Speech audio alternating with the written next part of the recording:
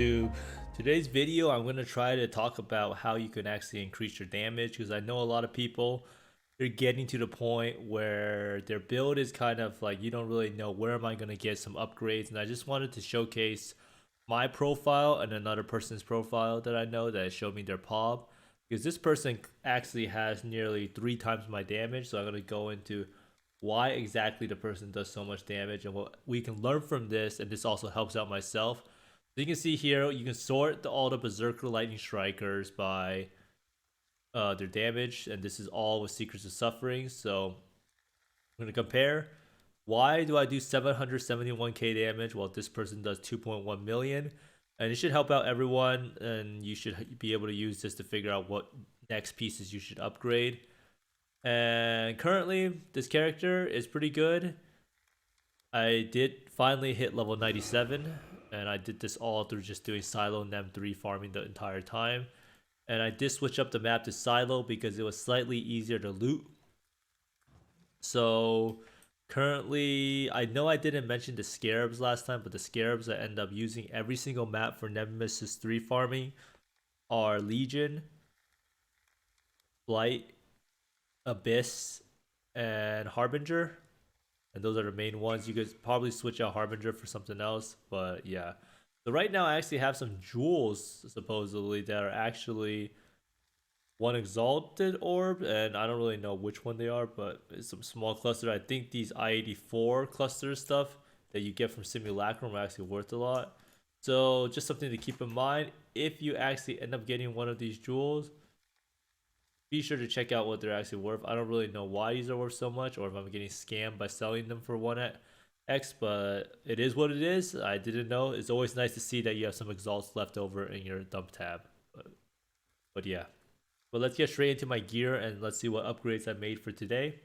So my gear is mostly unchanged from before. I have been trying to save up a lot of money, and I'm kind of at the point where I'm trying to buy try to craft a helm or try to buy mage blood, so I have around like 50-60x. So halfway to mage blood, probably another day or two of nemesis farming if I wanted to do that. But nemesis farming is kind of annoying because picking up the loot is really tiring. So the claw I have is basically unbeatable. I can't beat this anymore without spending some serious money. Helm, I'm still trying to craft what's it called, a Blizzard Crown. Now the main thing you want to get on the Blizzard Crown is nearby enemies take increased elemental damage. That means your Blizzard Crown needs to be level 85, and you kind of want to elevate it so it's 12%. And then the other thing you want to on it, it could be a lot of different things. You could do Warlord Crit Multi, you could do Warlord Elipen. So when I craft the helm, I'll try to put out a little crafting guide for it. This amulet is best in slot, can't really fix this.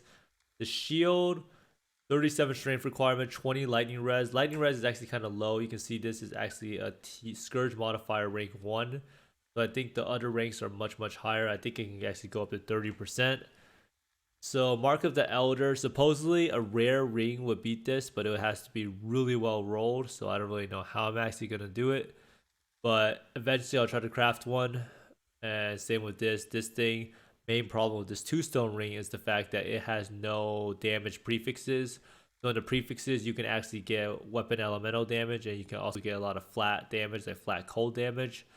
So right now it has flat fizz, which is not really useful at all. And it also has flat mana, which is actually kind of useful because it allows me to have a bigger buffer in order to cast Lightning Strike.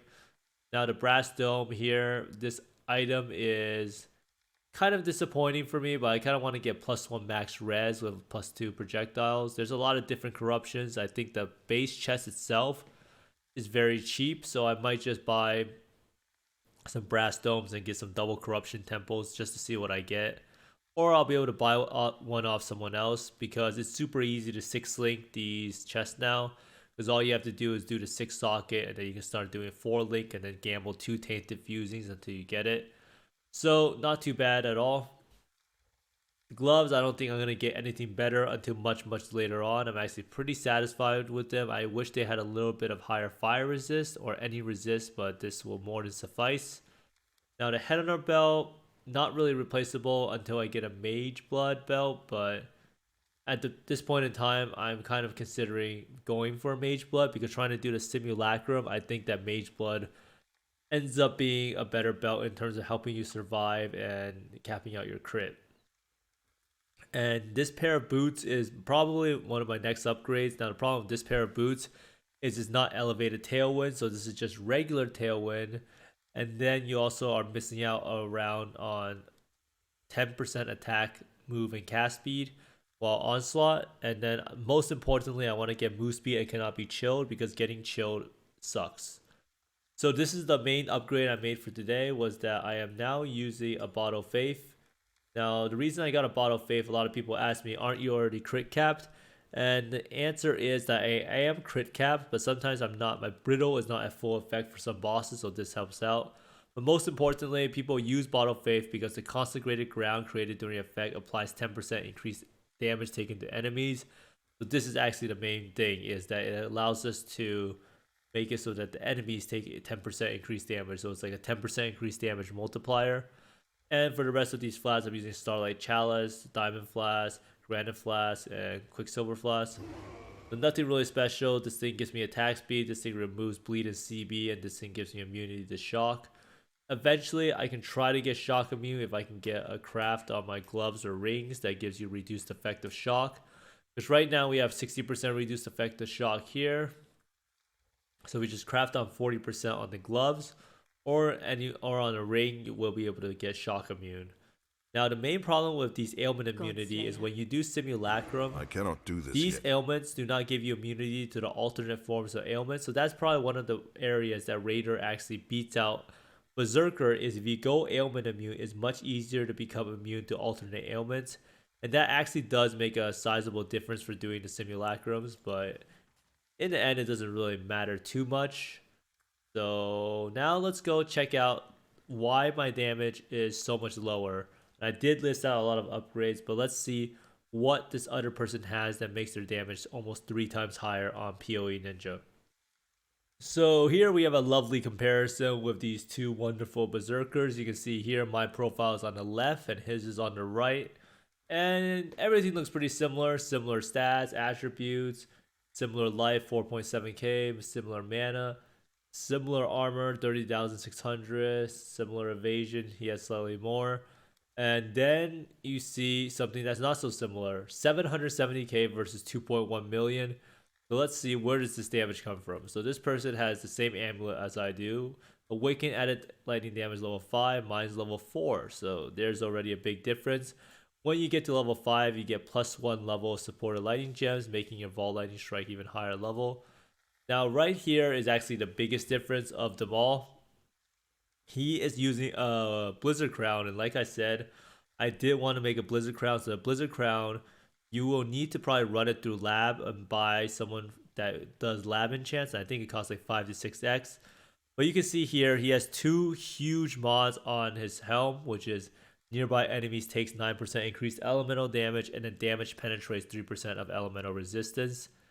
And then he multi-modded it to get life and fire and cold res. Now, the important part about this is that this helm also gives you 83 to 128 flat cold damage. And you can see here, my claw, which is T1 essence roll cold damage, is the same as his Blizzard Crown. The Blizzard Crown is an absolutely insane piece of gear. When I plug this into my POB, I think it increased my damage by around, what's it called? I think it was increased around by like 21%. And that's just how big of a piece of upgrade this is. Now next we have the claw. These two claws are pretty similar. So he has lower attack speed, but he has lightning and cold damage. Mine is fire and cold damage. And he has crafted multi. I have 36% multi nearby. So my multi is technically better. And so is my attack speed. But, oh wait, you can't see it fully. But he has pen, and this is made from Ashley, so 16% minus 13%. So overall, these two weapons are pretty similar. I think when I put it into pop, I think they're like 1% different apart. Next, we have the same rings, Mark of the Elder, Mark of the Elder. My Mark of the Elder is probably, they're both like pretty much max rolled rings. Next, we have the Shaper Assassin's Mark ring. So this is mine, no damage on prefixes. His has no real damage on prefixes. So mine's level 8, his is level 12. And then he has a little bit of flat cold damage, so that's not really that big of a deal. So that's not where all of the differences lie, right? So this is just 10 to 17 flat cold damage.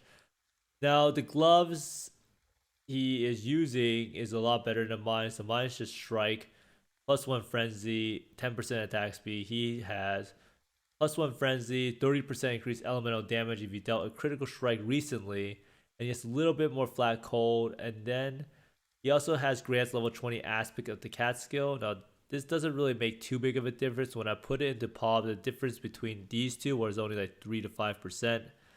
30% increased elemental damage kind of gets canceled out by the 10% attack speed I have on my gloves. So this pair of gloves is not really where the differences lie. And of course, we both have Headhunter belt. So yeah. And now his chest piece is 47% increased damage taken and 6% reduced chaos damage taken. And mine is +2 level of socket of projectile gems. Now this is not really a huge difference on POB when I checked it out. And it turns out that like his is better by 2 or 3%. So next we have the gems, and this is actually where I looked into, and it was a huge difference. So Lightning Strike 21 to 23 was like a 5, 6, 7% difference. More importantly, Awaken Multi Strike actually turns out to be like a 10% damage increase over Divergent Multi Strike. Now, before this wasn't the case because Awaken Multi Strike used to be supported skills deal 25% less attack damage, but now it's 20% less attack damage. So that actually makes a pretty big difference. And then I know all our gems are pretty much the same. All my stuff is 520, 2120, 520. Nightblade is 20. This Nightblade should probably be 21. And Lightning Strike is 21, 23, and mine is still 20-0 quality. So all of it, there's a little bit of adding up. So everything is slightly better by a couple percent, right? But then here we have the boots, and his boots are just a lot better than mine. He has 10% increased attack than Caspian and move speed, while you have Onslaught. I don't have any of that. He also has elevated Tailwind, and then most importantly, he also has a boot enchant, and it adds 45 to 68 fire damage if you kill recently, and this actually ends up being pretty good. I think Pen is slightly better, but this is not too shabby either. Now, here is where we have some issues, which is he has a Bottle of Faith, and I do not currently. He does not actually run a Quicksilver Flask, so I might drop my Quicksilver Flask in the future. The Bottle of Faith ends up being like a 10% damage increase or more purely because of the Consecrated Ground 10% increased damage effect. And now here we have he has the same clusters as I do, same Secrets of Suffering, same Thread of Hope, and then the Watcher's Eye, both Anger multi, so the same. And then his jewels, he uses 2 jewels. So my jewel is pretty much all life, but it's 18% multi. This jewel is life multi, double multi, but that doesn't really matter this much. This is another life multi and int jewel. So overall, 2 profiles are pretty close. I think he does have some more damage nodes on a tree. So he has this 1 point here, which I don't know what it's called. So I think it's Primeval Force. So his tree is nearly identical, except a few more damage nodes. But you can see here, everything is relatively similar, right? So what actually causes this huge damage gap? And the answer might surprise a lot of people. And the answer is really a lot of things adding up. So every single thing that he has over me, like say like the level 21 Lightning Strike, the Divergent Multi-Strike versus Awaken Multi-Strike, level 21 Anger, which I don't have right now, and a bunch of other stuff like level 5 Awaken added lightning damage gem versus 4, and then having a boot enchant and then me not having a boot enchant. And this is why I wanted to make this video, because every single little upgrade counts. You can see here our gear looks very similar, right?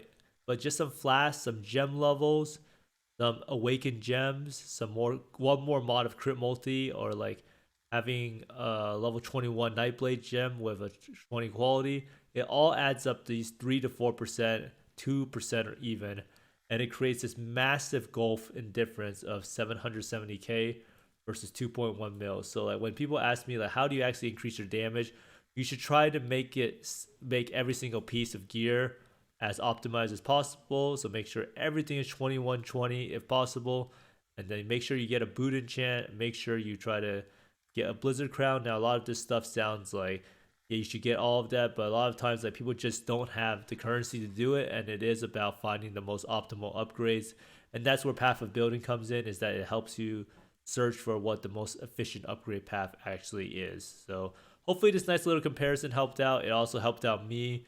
These two characters seem very similar, but his damage is just insanely higher, and that is why. Little incremental upgrades. So why is it so hard to let you go? To let you go. So why is it so hard to let you go? To let you go.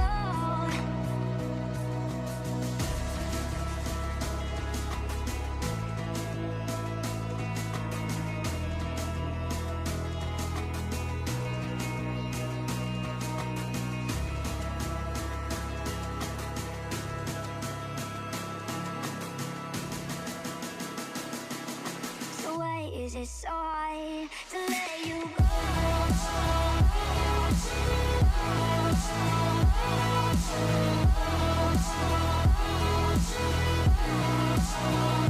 Let you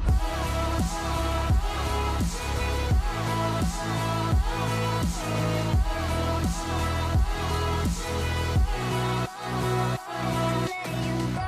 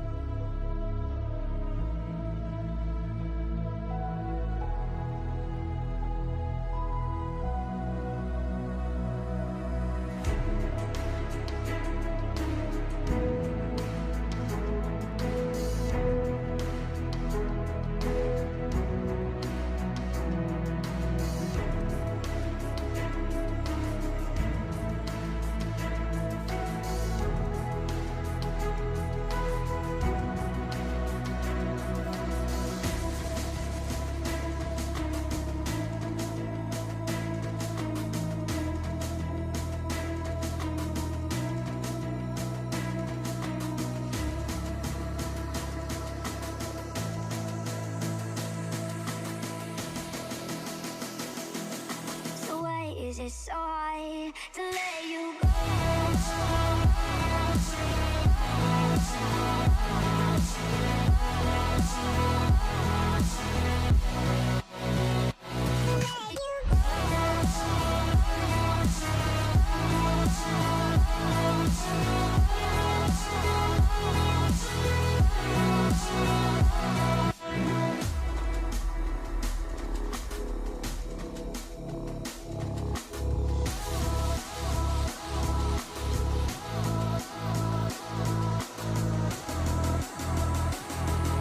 So why is it so hard to let you go?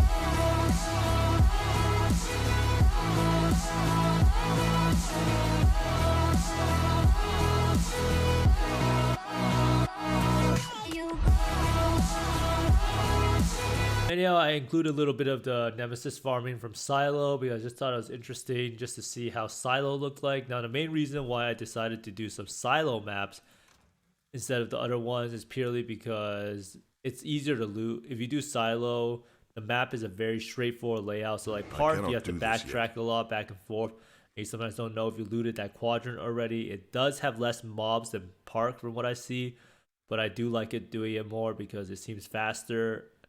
And the more maps you do per hour, the more currency you'll make. Now, lastly, a lot of people ask me what's the best like no investment currency strategy, and I do think it is baking maps.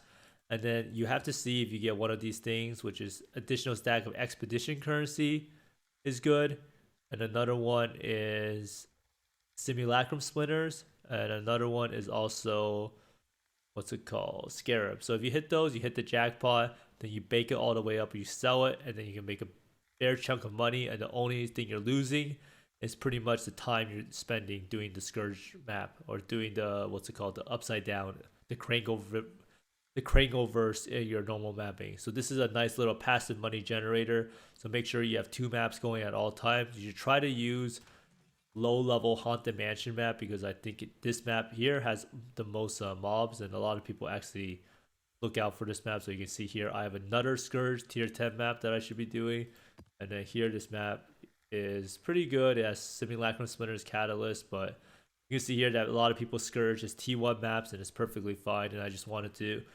introduce that as a really good currency making method for no investment, because not everyone can do Nemesis currency because they don't have the capital to start up. But hopefully this video helped you out with upgrading your character. It sure helped me out, and that guy's gear is absolutely crazy, but I believe that I can improve my character. I just have to pick up 1,000 items in Nemesis currency maps. But thanks for watching, everyone. I hope you find more mirrors and exalts than I do, and see you next time. Bye.